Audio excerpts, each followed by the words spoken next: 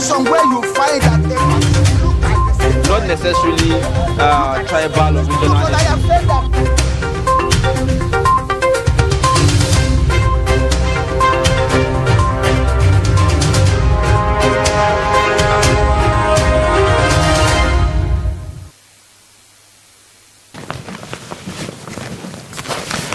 All right, thank you for staying with us. Now, we'll begin with Daily Trust newspaper this morning. And the first story there below the nameplate would tell you, currency swap, Nigerian banks to begin operation in China. That's according to Envoy. You'll find that on page 18 of the Daily Trust newspaper.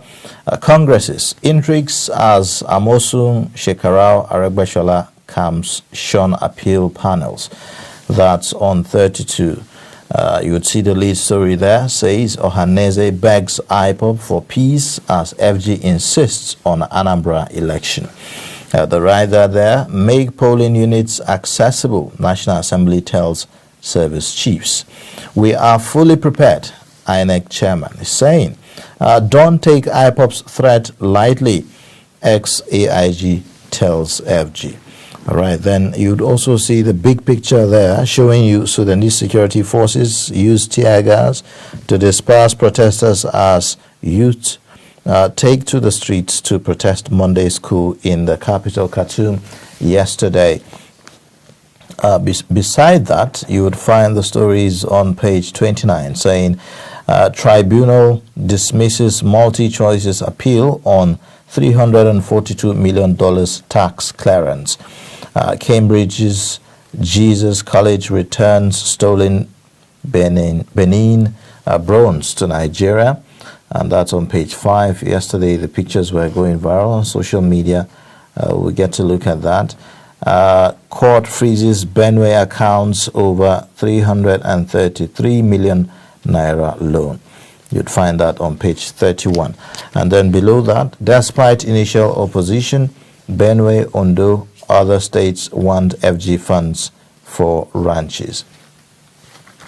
These are some of the stories that made the headlines this morning on the Daily Trust newspaper. Okay, let's take a look at some of the stories that made their way through the Punch newspaper this morning. Right on page 23, you'd find after 48 hours, eNaira app removed from Google Store amid criticism. Okay, that's a new one. You'll find details of that story on the Punch newspaper. And on page 24, petrol subsidy may climb to 3 trillion naira in 1 year. That's according to the NNPC. And on page 2, $480 million deduction suspended as federal government states meet for FAAC today.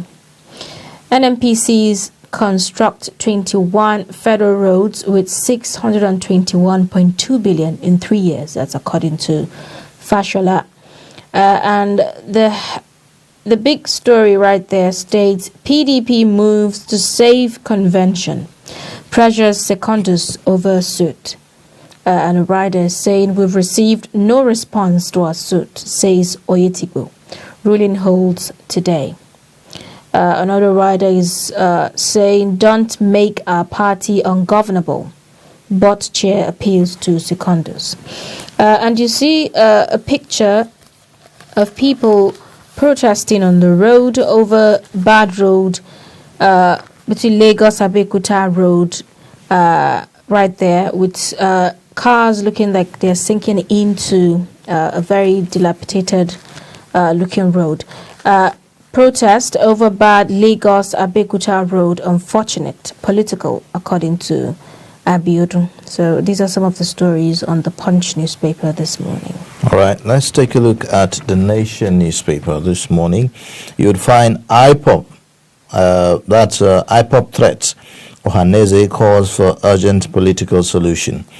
You'd see also hours after launch, eNaira app down on Google Play Store. That's surprising because I kept checking, and I couldn't find the app. And this is the time that those scammers and fraudsters can swing into action, because not many Nigerians know that the app is offline now.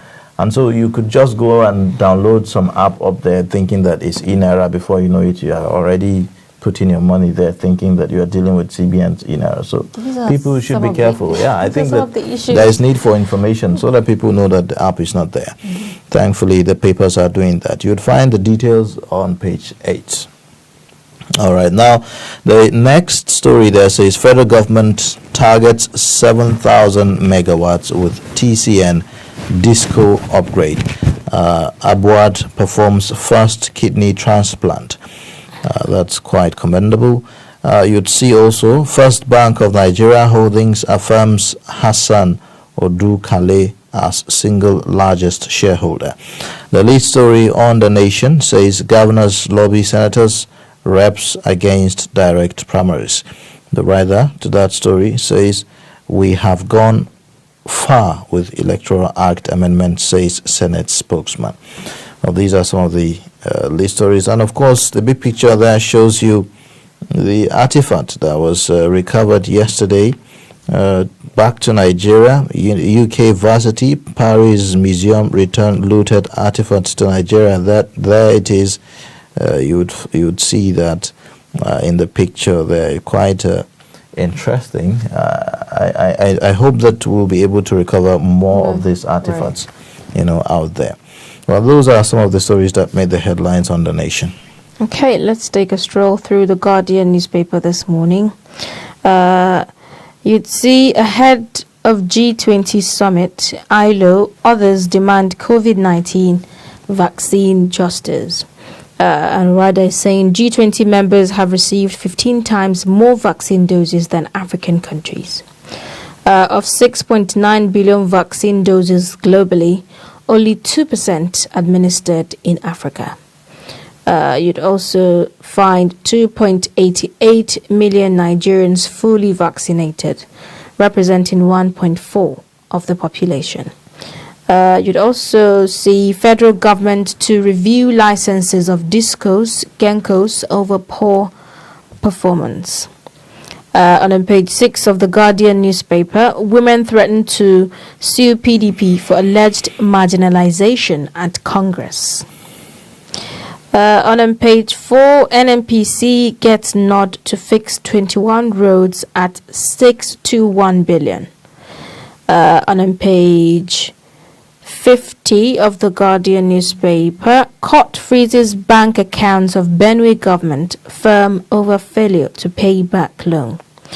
Akeredolu explains why Fayemi was absent during visit to Tinubu. And on page 6, you'd find INEC free to transmit Anambra election results electronically, says Gaya. These are some of the stories in the Guardian newspaper. All right, let's take a look at the Blueprint newspaper this morning. And beside the nameplate there, you would see 48 hours after launch, scammers hijack e-naira. CBN alerts Nigerians. Now, same thing that we've been talking about. I mean, while we were discussing that a few days before the launch, it sounded like we were... Everything was fine. no, it even sounded like we were, prophets of doom of some sort, but here we are now, fast forward a few days later. Well, below that, you'd see Nigeria to invest $3 billion on refineries to meet 17.3 million metric tons supply. And then at the very bottom of the nameplate, former Agric Minister Abaruma dies in London. You'd find that on page 5. Below that again, you see gunmen kidnapped 8 in Ekiti, demand 50 million naira ransom. The lead story on the Blueprint newspaper says, amidst outcry, FEC okays 621 billion naira NNPC fund to fix 21 roads. The writer to that, Niger tops with 9 projects. NLC protest poor state of Lagos, Abeokuta axis. Traders, Imo residents lament. 4 billion naira approved for transmission line. Substations in Anambra, Enugu. 377.6 million naira for transformers in Akure, Benin substations. Now, you would see below the pictorial Anxiety as survey reveals 200% bread price hike. December, that's on page 6. I mean, we talked about, how the food inflation is going and hitting the skies already. Senate jacks up prisoners' feeding cost to 1,000 naira per day. NDIC blames unemployment on cybercrime in Nigeria. COVID-19, 180,000 health workers died globally in 16 months. That's according to WHO. IPOP's sit-at-home order. Ohaneze calls for government's leaders meeting. All right, so these are the major stories. Quite a lot of stories, really, I would say, and I'm not even sure where we would start this morning, because of the stories here. But let's begin with the very last. The blueprint, has some very interesting stories here, and we are talking about the anxiety as survey is revealing 200% bread price hike. In December. Let's welcome our reviewer of the day, Jubrin Baba, in the studio, journalist and former advisor on media to the Niger State Governor.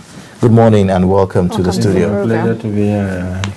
Let's get your thoughts, on these recent happenings, beginning with the price hike in the cost of bread and all that. Well, I think if you look at from all the indices and your analysis of various papers, you discover that is expected.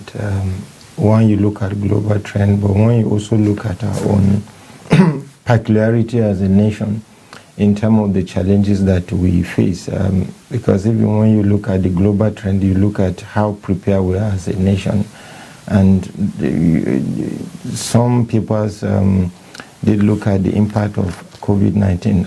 I have had cause to say that the biggest lesson for us in Nigeria, I think for many other African countries, to build a country like a military barrack. When you go to a military barrack, or when you live in a military barrack, at least there is certain level of self-sufficiency on all your needs, from your accommodation to Mami market and all of that. And the biggest level, because Nigerians and other African countries were at the mercy of the other part of the world, like on every issue. You just talk to the issue of vaccine and all of that. We should look inward to solve this problem. So you see that even something that is as you consider common as bread, a lot of, you look at the value chain in its production, you see that there's power, there is also other raw material that will be required. Some, as minute as it may be, will rely on foreign exchange, or for you to get some of those things done. In fact, surprisingly, even sachet water. The other time we had how it's now 300 naira. Yes.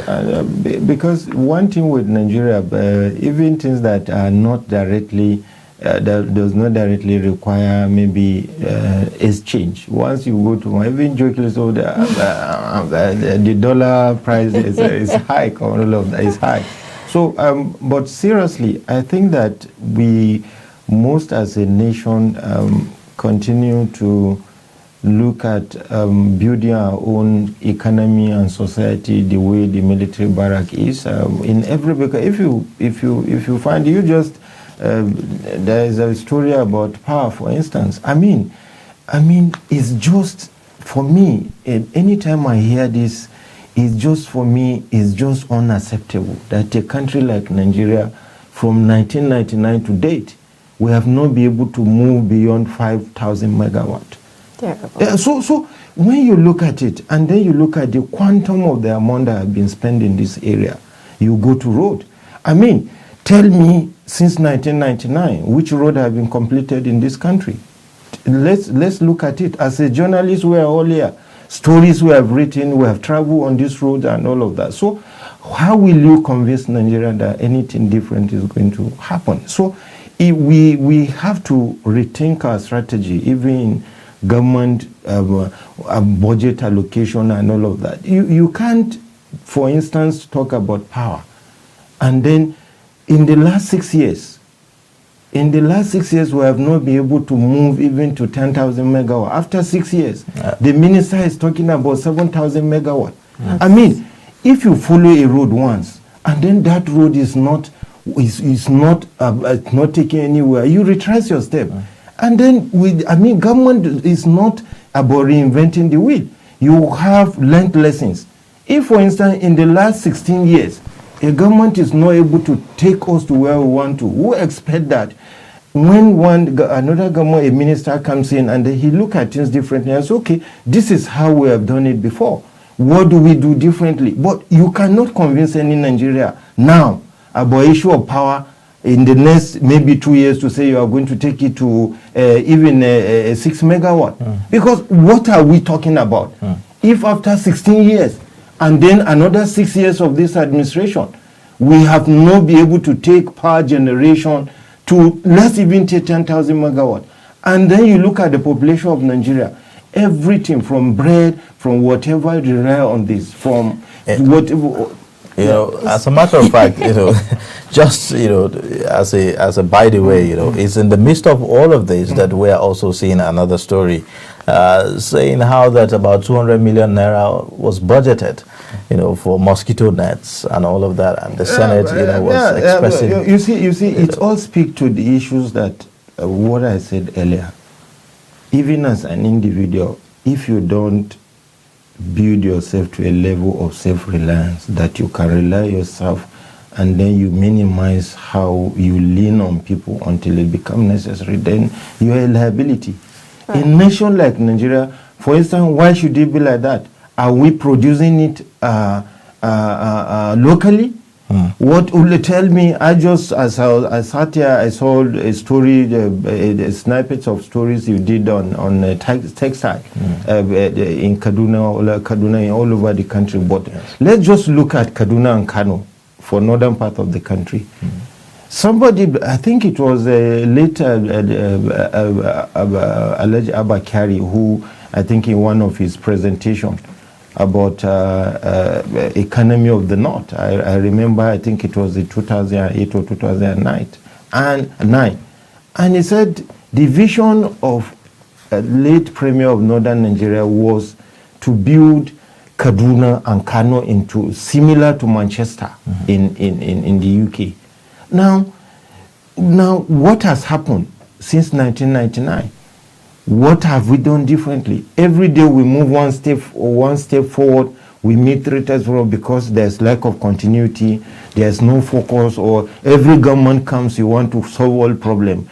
Government must think differently in all this area. What are the legacy that governments want to leave? Okay, now, talking about power, we're seeing a story on The Guardian saying federal government to review licenses of discos and genkos over poor performance. Is that a step in the right direction? That is not, genkos are not involved in power generation. I don't think genkos are involved in power generation, but whatever it is, these genkos don't operate in isolation. They work. This is a government. It's not entirely something that you say is entirely private sector driven. So therefore, I think the clear picture to all Nigeria is that in the last 21 years, since the return of democracy, our approach to power generation have been very faulty. And in the last 6 years too, despite the political will of the president, because if you have a leader who say, okay, you are my minister, do whatever you think is right with minimal supervision, because at that strategic level you are expected to think, and then now we are still talking about 7,000 megawatt. I think we really need to rethink how we approach all developmental strategy that we are put in place. So, one will say, shouldn't we be excited, at the story that we are seeing, one of them about NNPC will construct 21 federal roads with 621.2 billion naira in 3 years, according to the fashion. That's one of the stories my that we are seeing here. Well, I will be, but I'm not. Because the story shouldn't be federal government will until I see federal government have. has done so and so. I was a spokesperson of a governor. Niger State is in the rider in that story. They said Nile Road. In the last 6 years, and I say this with all sense of responsibility, in terms of support to this government or media, I think I'm among one of those. But I think it is time that we speak what we think is right. You go to Niger now and sample opinion of 90% of Nigerians. They will say that this government is not fair to Niger State. It has the largest federal road network because of its size. The size of Niger State is about 1.8%. The entire southeast is the size of Niger State. One local government in Niger State is almost the size of a state in the southeast. And in the last 6 years, there's no road that federal government has completed. Every year in the last 6 years, there have been budgetary allocation. So let me. And one wonders how long does it really take? Let me also come to that. Why is taking long? For my understanding of working closely in government, for instance, you have roads, maybe 100 roads in all the 36 state federal government road. And every year you allocate a road that needs 1 billion, you are allocating 200 million. Where is it taking us to? Why is it that as a country we cannot rethink? There are learned lessons. That is what you talk about at a strategic level. What have we done differently that we have failed in how we take roads to logical conclusion? Let's look at roads, major roads. Lagos Ibadan. Since 1999, Lagos Ibadan has been road. Is construction of road rocket science? Abuja to Minna is over 10 years. Minna to Lokoja is almost 20 years. Now, how will people take us serious? A road that require, why is it as a nation? We cannot say, okay, even if we want to do balancing, you say, okay, let's take 6 geopolitical zones and say, let's take one major road every year budgetary allocation and say, okay, the road in Niger, you have 9 roads. Let's take the one from Abuja to Minna to logical conclusion in 2 years. The first year you give 50% to the contractor and you monitor it. Once the contractor fails in giving you the 50%, you revoke his license. Now you spend resources thinly across board. A project that needs 20 billion, you are giving 1 billion or 500 million. Where is it going to take the contractor to? And then you keep doing this circle. So do you think that this is probably responsible for the abandonment of projects that it's clear. It's clear. I just use the example of Niger that I know, that I work very closely at strategic level with the governor, and I know the passion and the effort, visiting the president, visiting the minister, visiting the vice president, all in effort to get road done in Minna. Within the architecture of even security of states, of national capitals all over the world, you go to US, so provinces or states that are close to the federal capital are given special concession in terms of development. Even in terms of emergency now, where is the alternative from here in FCT in terms of airport? Which airport is really fixed that, for instance, if any VIP is coming to land and there is any challenge, you can quickly move to? The closest is Minna. But is it in shape? In terms of emergency here, that you have to pull people out of the federal capital, you have only road network. None of the major capitals that are close to FCT has a rail. So if there is emergency, everybody moves out, and then there is gridlock and all of that. So it's funding that is insufficient, from what you are saying? Not funding, is the attitude. Okay. Because you see, you don't, if you want to sew, if you gave your clothes to a tailor, you don't have you don't give him money half and say, okay, sew half of my clothes. You look at the strategic importance of the road to economy, you look at the security implication, and then the economy. And that's why I'm using the example of federal capital. As a federal capital, Nasarawa, Niger, Kogi, and Kaduna, of course, there is a rail now. That is what it should be. There should be road network, dual carriage to Mina, and then a rail network to Mina, and then dual carriage to Lukoja, a rail network to Lukoja, dual carriage to Lafia, a road network to Lafia. Even in time of emergency, when you look at it in terms of security architecture, that you have to move people out in mass, because everything. So how much of opportunity is there, for these states that you just mentioned, by virtue of being around the FCT? How much of opportunity does it provide to, boost, even revenue in these states? I mean, it's everything. And I like to use the Niger State because, of course, it's not just where I come from. Niger State gave Nigeria everything. The name, it unconditionally gave Abuja to Nigeria to say we have given it to you, and then took another name, Suleja. But 75% of what you have today at the federal capital, including where we're sitting, is also given by Nigerites. When the state was created, when the federal capital was created. Now what are we getting? Nothing. What Niger is getting is poverty, because all these things that I'm talking about, it should be a given. There's no any special concession or status to say, okay, Niger State, because what you have given, I just give instance of the road. For instance, let's take another example, Baro Port. In 2019, then I was teaching press secretary, the president and commander-in-chief was taken to Baro to commission Baro Port. Everybody, Nigerians were happy. The president said, look, even when he was in PTF, they even look at the road, and then they are supposed to be a rail linking the Baro Port, and then a dual carriage from Baro Port linking the Kano, Abuja Kano Railway to link other part of the road. After that, the same minister of transport who took the president there, because of course the president didn't go to supervise it, he is a minister who did the work that took him there. After the election, the minister came on here and said that Baro Port is not viable.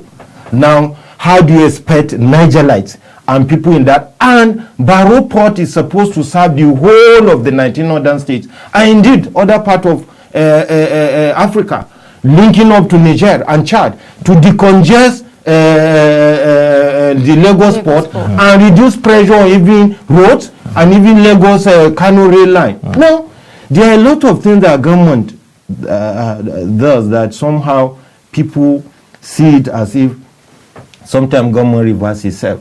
And so all these states, these 4 states that are close to the federal capital should be alternative to everything in terms of the federal capital. Even in accommodation, if there's rail line from Mina, from Nasarawa and all that, some people will not want to live here. Right. I mean, they just they take by rail. Even not Lukoja, from Gwagwalada, you have a rail line that links you in the morning. In the evening, you go back. What are you doing in the city center, paying expensive for accommodation and all of that? Right. It also reduces pressure on the city center, and people can go during weekends, the tourism destination and others. We are seeing another story, on the Daily Trust newspaper saying Ohanaeze begs IPOB for peace as federal government insists on Anambra election. We are just 9 days away, and we are seeing this with, the move by IPOB, to cause mayhem.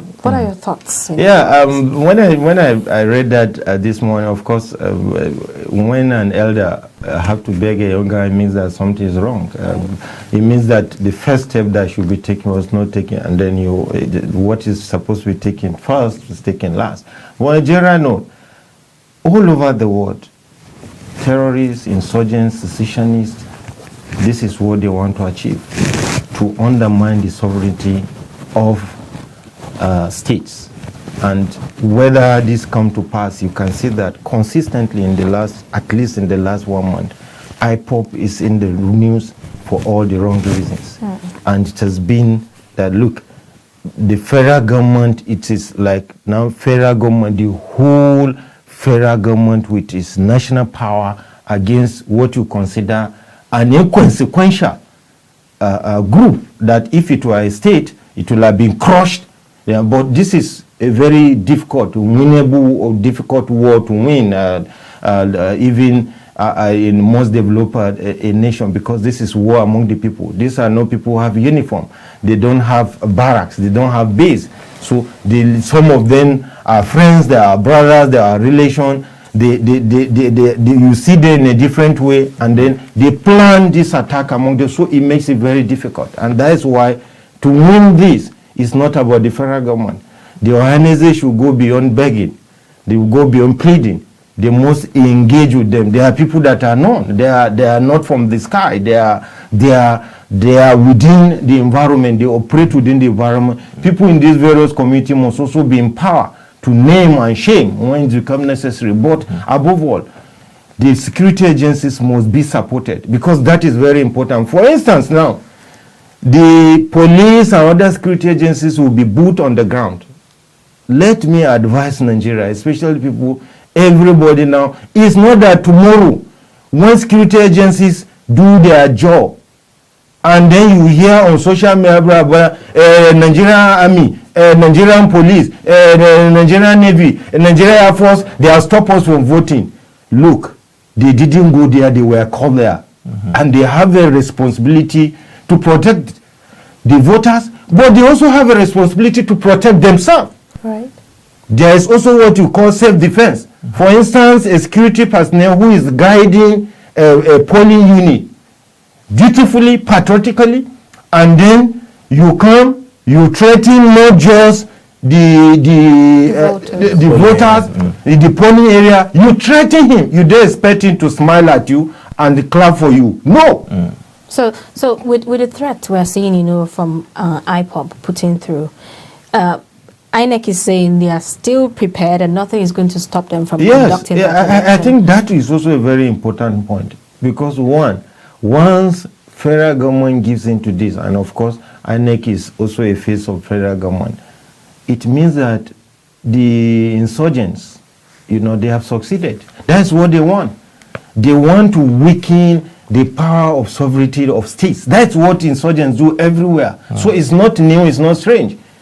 But it is also the host on the federal, and that is why the decision by the president and commander-in-chief first to say no state of emergency. Because once you give in to state of emergency, you are also giving that, look, the IPOB, they have won. Because of IPOB, we cannot conduct election. This is federal government with all its instruments of national power, state power. And this is the time for it to ensure that this election going well. And we have 9 days.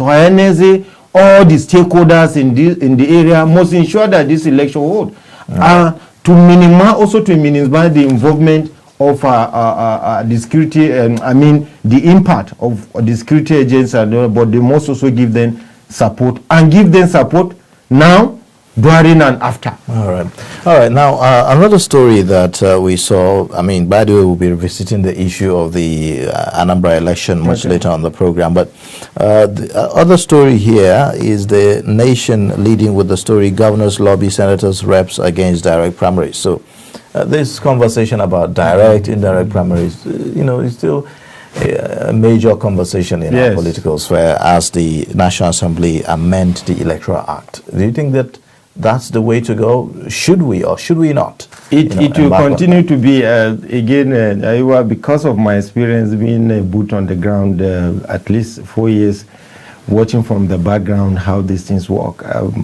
And it's very interesting how identity shape people's opinion and position on issues. Just maybe 4 years ago, some governors who have signed, who are pushing for direct primary will say no when they were governors. Because of what it means within the political space in Nigeria. So now, because they are on the other side, they are maybe, if you call politically, at the receiving end. Yes. So they are now pushing for it, because what it is all about power. It's all about space. How do you hold on to your space? How do you occupy your space? When you say direct primary, it takes up power certain people. When you say indirect, it maintains the status quo, delegates and all of that. But direct primary one, the argument of some people is that this political analyst is that when you say direct primary, he gives power back to the people. Now all the elections will be from the ward and all of, each ward in all of, for instance, like Niger, 274 ward this election, or that is where to happen, rather than maybe choosing delegates, you know, and that delegate is the status quo. You know, delegates, some few people will be selected who are delegates, and then there are the people who negotiate on everything. And so I think that what is important, the engagement is good. I mean, politics is about lobbying, it's about interest, it's about consensus. What I find very interesting, and I tell people at any time, is that at least since 1999, whatever anybody say, even the war didn't give us a chance that Nigeria will be able to sustain democracy up to this moment. So let's continue to deepen our democracy conversation around whatever issue. But at the end, it must be national interest that should override whatever we're doing. And we must understand that what happened, internal democracy also affects what happened at the national at the overall the government, because it's the same political party that are vehicles for. But I mean, but what's there for Nigerians? What should be? What's best for Nigeria, you know, in this instance? Because others have also raised the concern about, okay, if you say direct primaries, there's also the question of capacity, yes, you know, whether or not we have the capacity to deliver on that. Yeah, and let me also tell you that from my experience, even if you if you say direct primary, even at ward level, there are people that will not cast their vote in their various wards until some people, either sitting here in Abuja or in their various state capitals, say, okay, this is the way to go. That is the way Nigerian, and I think it's not only Nigerian politics. Politics all over the world, you still, whether it is name or say or not, there are people, whether they come out to say they are godfathers or whatever, but there are people, opinion leaders that are respected, that in some words, or every word, there's no word in Nigeria that was okay because you say direct primary, and then the members of the ESCO of a political party, whether party will just go and line up without, no. Somebody will even not be there on ground. He may be in Abu, in fact, he may not even be in the country. But before those people enters the line and all of that, they will ask him, which way are we going, who are we voting for? I mean, it is politics. You know, maybe the way the person has positioned himself or the way the politics of the, but you cannot say that entirely it gives the independent. But again, it's also take democracy close to the people, the sense of belonging, because there will be activity at every ward. But the other demerit of it is that if it is not well managed, there will be pockets of a crisis at each of these centers. If it's not well managed, one, in terms of resources, there will be more resources, even in terms of security, deployment of logistics, security, and all that. Because, for instance, if it is delegate, maybe it will just be at the state capital, maybe in a particular hall or hall. But now, this is an example of Niger State. If it's 274 ward, you have to deploy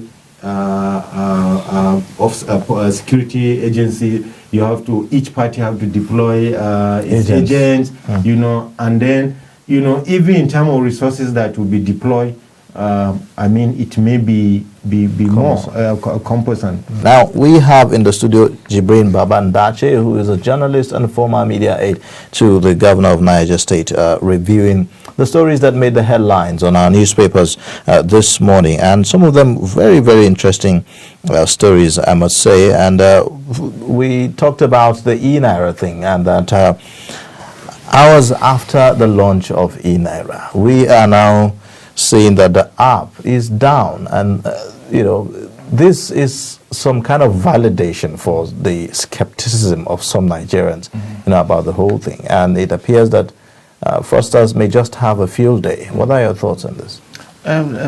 First, as a nation, when we take decision, we must take the people into account. That is very important. But we also look at how prepared we are in terms of infrastructure that are available. I mean, yes, it's okay to move with the global trend and all of that, but I mean, To an ordinary Nigerian, what does INERA mean? What value does it think is going to add to this? I mean, they talk about ease of transaction. Yeah. Talk about how it's going to help the GDP to grow by 29 billion, in the next few years. So these are some of the benefits. Yeah, of course, I'm saying, but you did alluded to issue of even getting people to know. I mean, how well have we, the government, driven this new policy in terms of creating the needed, well, I'm not talking about one-off story that papers will pick because they have to pick it. I'm talking about a well-thought-out strategic communication that, I mean, consciously and deliberately, educate, inform people consistently. Right. Maybe say, okay, 6 months before the launch of this, we come out with a media campaign in all the 3 major languages. I mean, getting experts to speak to these issues on programs like this, on doing editorial, special reports, and all of that. Because one thing that drives democracy is information. It's always people need the right of people to know is fundamental. Even when people don't have to agree with you. Right, because But, I remember, I think within the week, one of our reporters conducted a vox pop on this INERA, and many of them were saying they actually don't know what INERA is. I mean, sincerely, we're in the media industry. Can we sincerely say that there have been any conscious, deliberate communication strategy around this policy? No. And when I say this, like I said on most other issues, it's not about the president. They are strategic leaders that implement on behalf of the president, and they take to him that, look, this is good, and you convince him. But you convince the president, how well have you convinced Nigeria? Right. How has the message sink, for instance? That this is the benefit. Yes, some of this benefit may be short, long time on, or it may not be direct to the ordinary people, but that need to know is very key. So I think that now that it's been launched, there's still more work to do in terms of reaching out to people. They need to continuously, consciously, and deliberately continue to enlighten the people through, creating opportunity to speak directly to people, getting experts to explain to the people, and then in getting programs across all the geopolitical zone in all the languages that at least people are more informed about it. But one thing I also say, I don't think that every policy that has to do with the people should necessarily be done because others are doing it. We must look at our own peculiarity, not just on INERA, how prepared are we, the infrastructure on ground, how well can we secure our domain in terms of, because for some people Nigeria is still at the level of garbage in, garbage out in terms of the internet, the information technology. How well can we secure all these very important platforms as a nation? What is the impact? Prior to the launch of the INERA, CBN said it was ready, to tackle all of these threats that might come up.